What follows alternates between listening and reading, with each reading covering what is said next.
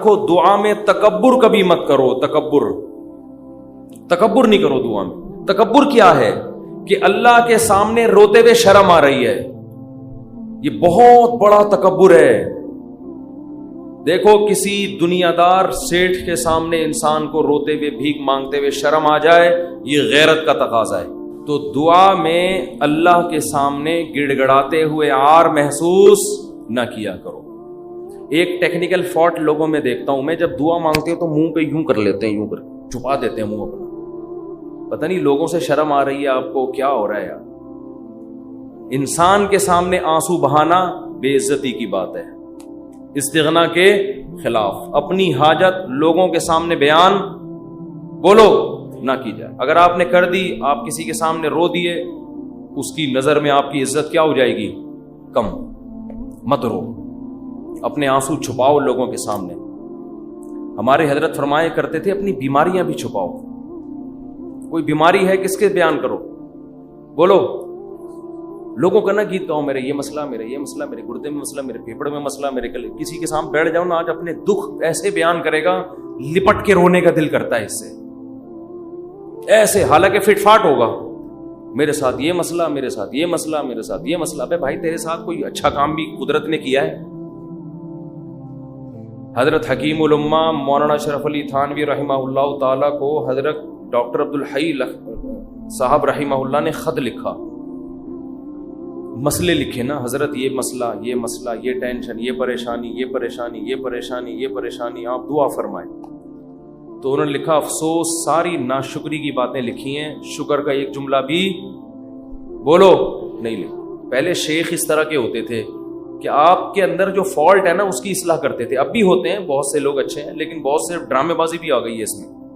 آج ایک آدمی نے مجھے بتایا کہ اچھا بھلا ایک رشتہ ہو رہا تھا میرا, تو لڑکی کے ابا جو ہیں ان کے کوئی شیخ, ان کے کوئی بزرگ ہیں. ان لڑکی کے ابا نے بزرگ سے پوچھا کہ میری بیٹی کے لیے فلاں کا رشتہ آ جائے. بزرگ نے استخارہ نکال کے منع کر دیا. یہ بھی ایک مبالغہ ہے, غلو ہے. اپنے بچوں کی شادی میں اپنے شیخ سے پوچھنے کی آپ کو ضرورت. دیکھو شیخ پیر و مرشد کا مطلب کیا ہوتا ہے, وہ آپ کو اللہ اللہ سکھائے, آپ کو دین کی باتیں سکھائے, آپ اس سے شریعت سیکھو, اللہ سے تعلق سیکھو. شادی بھی اپنی مرضی سے کرو. آپ ہر چیز میں شیخ سے پوچھا جا رہا ہے, تو بھائی وہ آپ کے گھر کے حالات آپ سے زیادہ نہیں جانتا. باپ جتنا اچھا بیٹی کے لیے فیصلہ کر سکتا ہے, ماں جتنا اچھا فیصلہ کر سکتی ہے, پیر و مرشد نہیں کر سکتا. پتہ نہیں کیا بنا لیا لوگوں نے پیر و مرشد کو. اپنی شادی بھی پیر صاحب جہاں کہیں گے وہاں ہوں گی, بچے کی شادی بھی پیر صاحب. وہ بھائی پیر ہے, یہ تمہارا باپ ہے, یہ خدا ہے. یہ پیر صاحب اللہ اللہ سیکھنے کے لیے, ان کو بولیں بس اللہ اللہ سکھائیں, ٹھیک ہے نا. اس کے علاوہ مجھ سے لوگ آ کے, بہت سے عقیدت مند لوگ ہیں, مجھ سے آگے پوچھ رہے ہوتے ہیں میری بچی کا یہ مسئلہ وہاں کر دوں. میں کہتا نہ میں آپ کی بچی کو جانتا ہوں, نہ میں اس کمبخت کو جانتا ہوں معذرت کے ساتھ جس سے آپ کی بچی کی شادی. میں کہاں مشورہ دوں گا, خود فیصلہ کرو بھائی. تو اتنا زیادہ اپنے گھروں میں یہ جو پیر و مرشد ٹائپ کی چیزیں ہیں, جو اور ایک نمبر پیر ہوگا نا وہ یہی مشورہ دے گا, کہے گا بھائی اللہ اللہ سیکھو, مجھے کیا پتا کہ آپ نے کہاں شادی کرنی ہے کہاں نہیں کرنی ہے. تو آپ کا گھریلو معاملہ ہے. طلاقیں دے رہے ہیں پیر سے پوچھ کے.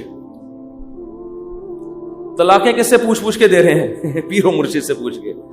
تو کہاں سے کہاں بات چلی جاتی ہے. تو میں یہ عرض کر رہا تھا, دیکھو مخلوق کے سامنے رونا, رو لیتا ہے انسان, کبھی پریشان ہوتا ہے تو رو لیتا ہے. ہر ایک میں توکل برداشت ایک جیسی نہیں ہوتی, لیکن اللہ کو مخلوق کے سامنے رونا پسند بولو نہیں ہے.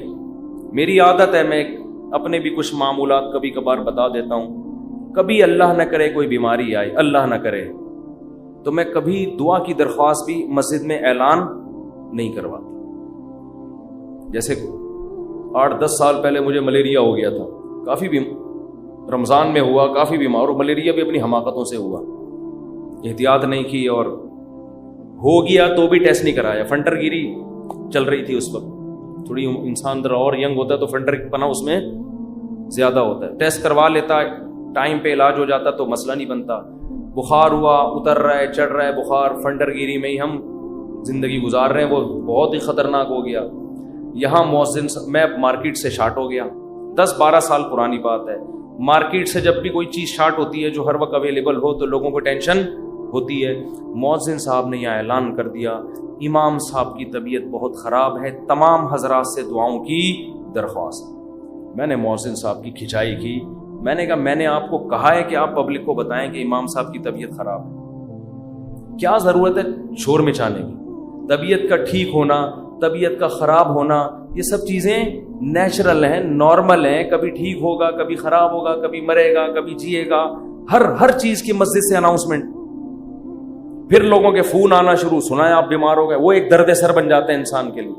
صرف ان لوگوں کو انسان بتا دے، اپنے چند بزرگوں کو جن سے اسپیشلی دعا کی درخواست کی جا سکتی ہے، بھئی طبیعت خراب ہے، آپ سے کہہ رہا ہوں کہ آپ میرے لیے دعا کریں۔ شور مچانے کی، لوگوں میں پبلش کرنے کی اس کو کی ضرورت نہیں ہے، یہ اللہ کو پسند نہیں ہے یہ عادتیں۔ آج اب دیکھو آبادی بڑھ رہی ہے نا، میں ہر نماز میں کوئی پرچی آ رہی ہوتے میرے فلاں کا بیمار ہے ان کے لیے دعا کرا دیں، میرے چچا کی طبیعت خراب ہے ان کے لیے دعا کرا دیں، میرے فلاں کا انتقال ہو گیا ان کے لیے دعا کرا دیں۔ اس کا کیا ہوتا ہے، میرے دماغ میں ان کا نام رکھنا مشکل ہو جاتا ہے۔ نام رکھنا کیا ہو گیا، الحمدللہ اللہ کا گلے کا ایک توخ ختم ہو گیا۔ تو ایک دن ایسا ہوا، فجر کے بعد پرچی، ظہر کے بعد پرچی، اب میں پوری نماز میں بندے کا نام دماغ میں رکھا ہوا ہے کہ وسیم سجاد جو حلیم کی دیکھ والے ہیں ان کی طبیعت سیٹنگ چل رہی، نماز کے بعد دعا کرانی، کیونکہ نہیں کراؤ پھر لوگ ناراض ہوتے ہیں، آپ کو بولا تھا ان کے لیے دعا کراؤ۔ یا تو پرچی وہاں لے جا کے رکھ دیں نا، زبانی میں اور ٹینشن۔ تو ایک دن ایسا ہی ہو گیا، مجھے پاس ایک ظہر میں ایک صاحب آئے کہ جی وہ فلاں کی طبیعت خراب ہے۔ میں نے کہا یار میں ہول سیل کے حساب سے دعا مانگ لوں گا، اے اللہ جس کی بھی طبیعت خراب ہے ٹھیک کر دے یا عافیت سے اٹھا لے۔ یہ تو نہیں میں نے کہا خیر ٹھیک کر دے اس کو، اور جو دنیا سے جا چکے ہیں اللہ ان سب کی، یہ تو چلتا رہے گا بھائی، کوئی مرے گا کوئی جیے گا۔ امام کو کیا مرغا بنایا ہوا ہے، کیا بنایا ہوا ہے آپ لوگوں نے امام کو، پورے محلے کی رپورٹیں اس کو، ہر گھر میں وہ فلاں بیمار فلاں۔ میں نے کہا، انہوں نے کہا نہیں، اجتماعی دعا میں یہ ہوتا ہے اللہ ہو سکتا ہے کسی کی سن لے، اللہ ہو سکتا ہے کسی کی سن لے، شاید وہ ادھر کونے میں ایک بندہ بیٹھا ہوا اس کی ٹھا کر کے اوپر۔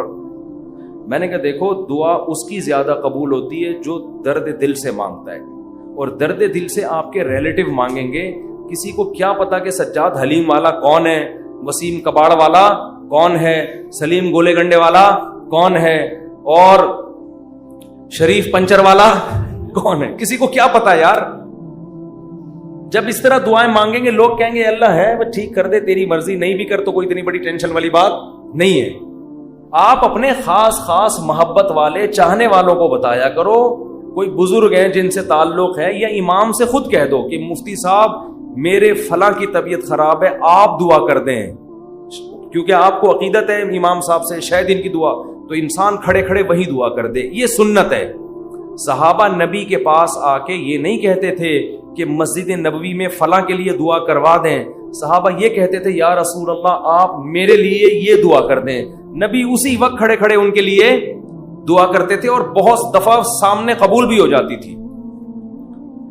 نبی صلی اللہ علیہ وسلم نے ایک دفعہ ارشاد فرمایا کہ میری امت کے 70,000 لوگ بغیر حساب کتاب کے جنت میں داخل ہوں گے جو اللہ پہ بہت زیادہ توکل کرتے تھے۔ تو ایک صحابی کھڑے ہوئے حضرت عکاشہ مجمع میں، انہوں نے کہا یا رسول اللہ میرے لیے دعا کر دیں، میں بھی انہی میں سے ہوں۔ یہ نہیں کہا یا رسول اللہ میرے لیے 27ویں رات کو سب کے سامنے دعا کروا دیے گا، بس یا رسول اللہ آپ میرے لیے بھی دعا کر دیں۔ آپ نے فرمایا اے اللہ اللہم اجعل عکاشۃ منہم، اے اللہ عکاشہ کو بھی ان لوگوں میں شامل کر دے۔ جب حضرت عکاشہ کی دعا نبی نے مانگی صحابہ کو تو جوش پیدا ہو گیا، ایک اور صحابی کھڑے ہوئے، یا رسول اللہ میرے لیے بھی دعا کر دیں کہ اللہ مجھے بھی ان میں سے کر دے۔ آپ نے فرمایا سبقک بہا عکاشہ، عکاشہ سبقت لے گئے۔ کیا مطلب، حدیث کا مفہوم کیا ہے کہ اللہ نے یہ فضیلت اس کے لیے رکھی تھی جو اس فضیلت پہ بہت زیادہ حریص ہو، اور یہ حرص عکاشہ میں ہے کیونکہ انہوں نے کسی اور کے کھڑے ہونے کا انتظار نہیں، یہ بذریعہ وہی نبی کو پتا چلا نا کہ یہ اللہ اسی کے لیے قبول کرے گا جو پہلے نمبر پہ کھڑا ہو کے دعا مانگے گا، دوسروں کے لیے آپشن نہیں ہے۔ تو نبی سے تو ڈائریکٹ درخواستیں کی گئی ہیں. اس طرح علماء سے کہنا چاہیے کہ حضرت میرے فلاں کا مسئلہ ہے, یہ دعا کرا دیں, یہ کر دیں آپ دعا, تو یہ ٹھیک ہے. لیکن اجتماعی پرچیاں دے کے دعائیں کبھی کبھار ٹھیک ہے, اس کا معمول بنانا ٹھیک نہیں ہے. اپنے غم کو کس کے سامنے بیان کریں؟ اللہ کے سامنے. اس کو پبلش کرنا, آج فلاں کے ساتھ یہ مسئلہ, مجھے اچھا نہیں لگتا, کبھی ذرا سی طبیعت خراب ہوئی, ملیریا ہو گیا تھا, تو یہاں پھر دعائیں شروع, مفتی صاحب بیمار, ابے بھائی اللہ کے سامنے بیان کرو, کیوں پبلک؟ پھر تبلیغ ترس کھا رہی ہے. اچھا نہیں لگتا کہ کوئی آپ پہ آ کے ترس کھائے, بیچارہ کہے آپ. لوگ کہیں گے مفتی صاحب بیچارے, مجھے تو اچھا نہیں لگتا بھائی, مجھے آ کے کوئی کیا کہے, بولو بیچارہ. بھائی ہم تو بیچارے نہیں, ہم اللہ کے سامنے بیچارے ہیں, آپ کے سامنے فنٹر ہیں ہم. ایسے ہی رہو, تو کون ہے اور کیا وہ تو کون ہے, ہمیں بیچارہ ہے. ایک شاعر کا شعر ہے بڑا زبردست, اللہ بچا کے رکھے, استغنا کے ساتھ ہی رکھے. لوگوں کے سامنے کمزوری ظاہر کرنا, ہمارے فرماتے کوئی دوا بھی کھاتے ہو نا, لوگوں سے چھپ کے کھایا کرو. کوئی بھی دوا کھا رہے ہو, لوگ اپنی بیماری لوگوں کے سامنے ایسے نکلو, یہ کوئی بیماری نہیں, فٹ فاٹ, بے شک چھپ کے کچھ بھی کھا رہا ہو, ٹھیک ہے نا. لوگوں کے سامنے مت غم کو ظاہر کرو. تو ایک شاعر نے بڑی اچھی بات کی ہے, رحبوتک خیر من رحموتک, کہ لوگ تجھ سے ڈریں. یہ بھی غلط ہے نا, ظالم سے لوگ ڈرتے ہیں نا, لوگ تجھ سے ڈریں, لوگوں کے دل میں تیرا خوف ہو, یہ غلط ہے. لیکن اس سے بہتر ہے کہ لوگ تجھ پہ ترس کھائیں. نہیں آ رہی بات؟ دیکھو دو غلط چیزیں ہیں, لوگ آپ سے ڈریں, یہ بھی کیا ہے غلط, یہ تو ظالم ہونے کی علامت ہے نا, ظلم کر رہے ہو آپ, لوگوں کو ڈرا رہے ہو. لیکن اس نے کہا یہ غلط ہے, مگر اتنا نہیں جتنا یہ غلط ہے کہ لوگ آپ پہ ترس کھائیں. یہ زیادہ غلط ہے, یہ آپ کے کمزور ہونے کی, یہ آپ کے بے عزت ہونے کی دلیل ہے. ظالم کی بھی عزت ہو جاتی ہے, ڈر سے ہوتی ہے. مظلوم جس پہ ظلم ہو رہا ہوتا ہے نا, اور وہ رو رہا ہوتا ہے ظالم کے سامنے, اس کی معاشرے میں عزت نہیں ہوتی, اور عزت بڑی چیز ہے. تو ہاں, ہر ایک کو ایک ہی لاٹھی سے نہیں ہانکنا چاہیے, ایک حد تک لوگ برداشت کرتے ہیں, اس کے بعد انسان کے حوصلے پست ہو جاتے ہیں. تو اس لیے اس تین چیزوں کا معمول ختم کریں. لوگوں کے سامنے مت بتائے کریں یہ ہو گیا فلانا ہو گیا, اللہ کے سامنے روئے انسان, اللہ کے سامنے اپنی حاجت. تو لوگوں کے سامنے اپنا غم بیان کر کے رونے سے عزت بڑھتی ہے یا کم ہوتی ہے؟ کم.